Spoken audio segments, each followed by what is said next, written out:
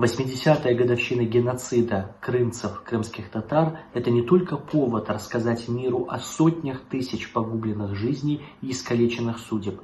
Это повод осознать нам самим и напомнить другим, чего мы лишились вследствие геноцида как нация.